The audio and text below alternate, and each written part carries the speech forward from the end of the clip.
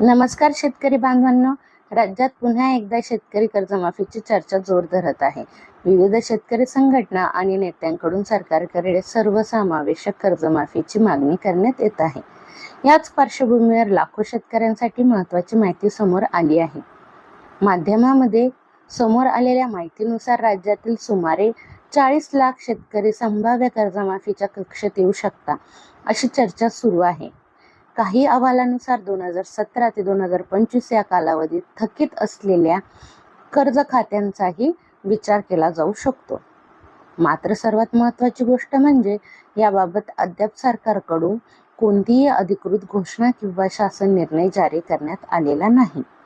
दरम्यान 2019च्या महात्मा ज्योतिराव फुले शेतकरी कर्जमुक्ती योजनेतील लाभार्थी शेतकऱ्यांनाही नव्या कर्जमाफीत समाविष्ट करण्याची मागणी जोर धरत आहे.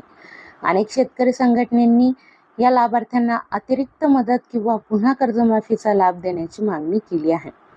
राज्यातील अनेक भागांमध्ये शेतकरी संघटनेकडून आंदोलने, निवेदने आणि बैठका घेतल्या जात आहेत. वाढता उत्पादन खर्च, नैसर्गिक आपत्ती आणि शेतीमालाला मिळणारा कमी दर यामुळे शेतकरी आर्थिक संकटात असल्याचे सांगितले जात आहे.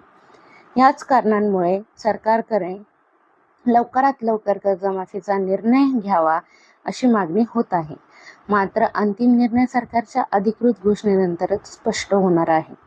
त्यामुळे शेतकरी बांधवांनी सोशल मीडियावरील अफवा किंवा अपूर्ण माहितीवर विश्वास ठेवू नये. अधिकृत शासन निर्णय आल्यानंतरच पात्रता, अटी आणि लाभार्थ्यांची संपूर्ण माहिती स्पष्ट होईल. कर्जमाफीबाबतचे प्रत्येक नवीन अपडेट सर्वप्रथम मिळण्यासाठी चॅनलला सबस्क्राईब नक्की करा. व्हिडिओ आवडला असेल तर लाईक शेअर करायला देखील विसरू नका. धन्यवाद.